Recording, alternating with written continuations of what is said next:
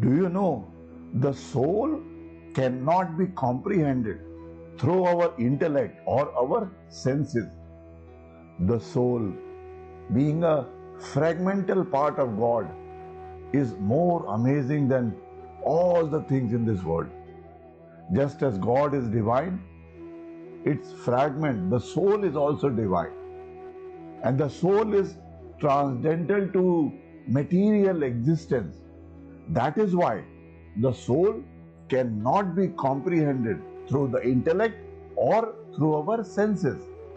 So in the next verse, number 29 of chapter 2 of Bhagavad Gita, Bhagavan Shri Krishna explains that though the knowledge of the self is freely accessible to all mankind, but not everyone is able to comprehend its presence.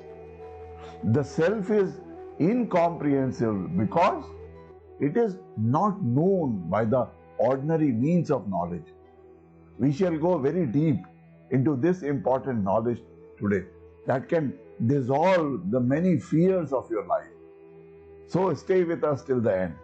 And if you have not subscribed till now, I suggest you to subscribe to this channel so that you do not miss out on the forthcoming videos in this series. But before we start, kindly allow me to pay my gratitude to my Guru. Om Ram Shri Kanhaiya Lal Sharmaye Namaha. Om Shri Guruve Namaha.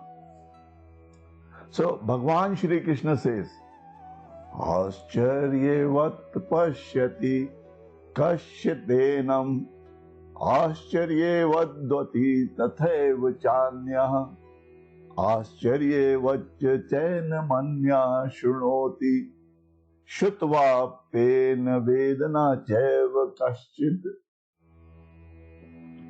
Bhagavan Shri Krishna says, some see the soul as amazing, some describe it as amazing, and some hear the soul as amazing.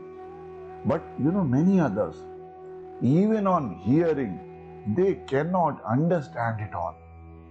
Just like it is very rare to find a self-realized guru.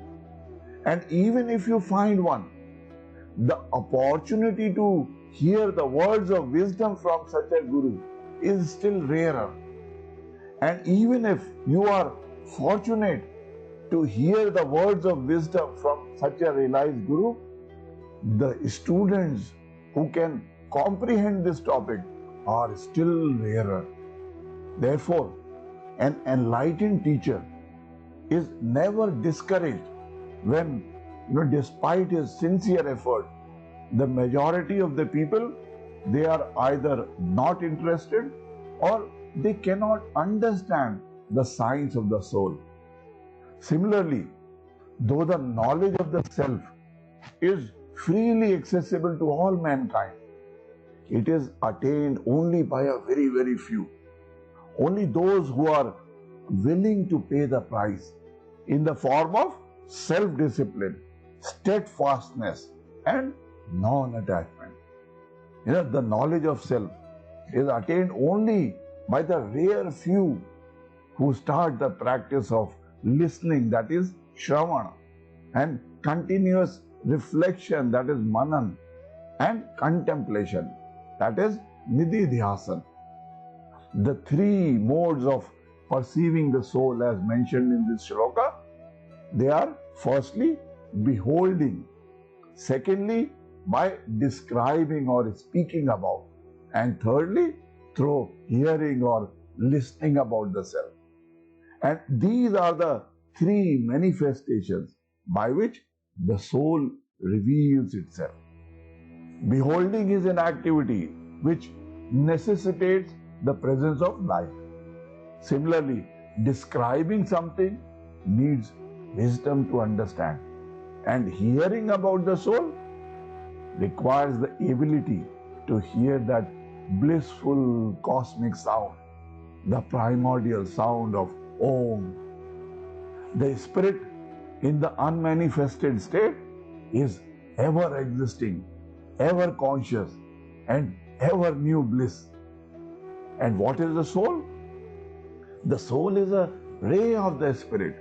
Therefore, the Spirit manifests itself as a blissful cosmic light, cosmic wisdom, and cosmic sound. When yogis, they develop deep intuition, they may experience the soul as an amazing mystical light. When devotees feel the soul as a ray of cosmic intelligence, they speak of it in terms of marvelous wisdom. And others, they perceive the soul as an audible vibration of the wondrous cosmic sound, the sound of Om, the Omkar. And only an advanced devotee, he perceives the soul as a cosmic light or a cosmic wisdom or cosmic sound. Soul and spirit and all the inner truths can be experienced only by developing the power of intuition by regular deep meditation. In the life of every person, there are two forces of knowledge that are operative from the birth. First is the power of human reason along with sensation and perception. And the second is the power of intuition. The highest expression of intuition is that by which the soul knows itself. The knower, the knowing, and the known exist as one. When intuition comes in touch with matter, it passes through various stages of evolution. The first form of intuition, the crudest form, is firstly the intuition of the Annamaya Kosh, that I exist within a body and a mind. This feeling, every human being has. This is the consciousness of existence in the gross or in the material plane. When one is limited to sense knowledge, he is on this crude plane of intuition.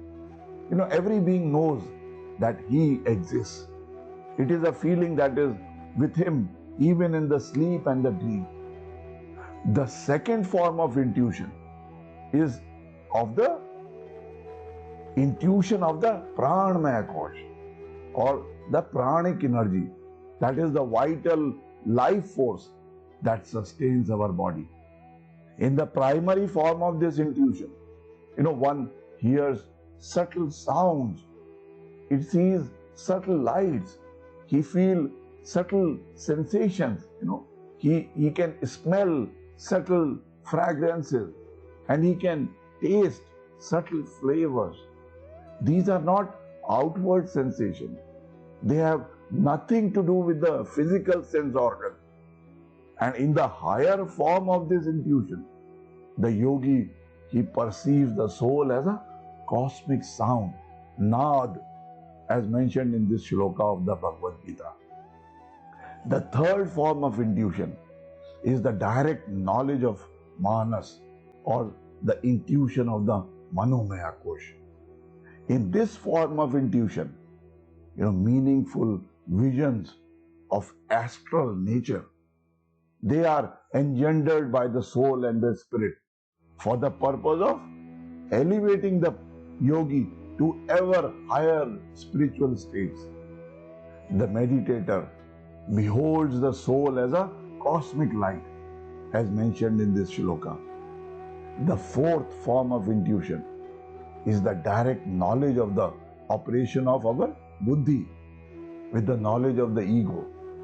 This is the intuition of the Vijnanmaya Kosh or our intellect plane. When this stage is fully developed, it is called cognitive meditation, where a yogi discerns the truth as wisdom. The fifth form of intuition is the direct knowledge of bliss, the direct experience of bliss. This is the intuition of Anandmaya Kosh. It is the experience of Sat Chit Anand. And this Anand or the divine bliss continues to flow through the devotee even when he is performing his worldly duty. Pure intuition is soul intuition, knowing the soul by the soul, seeing the soul with the eyes of the soul. And in this state, the knower, the knowing, and the known all become one. This is the real soul consciousness or God consciousness. For the soul is realized as nothing other than the reflection of the Spirit. Only the highest of the spiritual beings have this pure soul intuition. The more one is anchored in this consciousness, the more one feels the whole world to be akin. These stars, these earth, these plants and the animals, he feels all to be pervaded by that same consciousness, by that same soul, which he also feels to be one himself. He is one with the God. This is what Bhagavan Shri Krishna mentions in this shloka. The wonder of the soul cannot be known by the ordinary mind or even by a keen intellect, but it can be known only by those who actually perceive it through intuition. Intuition allows us to experience the various manifestations of the soul and ultimately the realization of oneself as a soul, which is a reflection of that one spirit. And only those having this true knowledge are able to design an extraordinary life for themselves. And if you wish to learn more secrets to design an extraordinary life, you can join my free workshop, whose link is given below. I am your brother guide to prosperity, and my mission is to help you realize the dreams of your life and help you achieve something worthwhile in life for which your family, your parents, and your children can be proud of.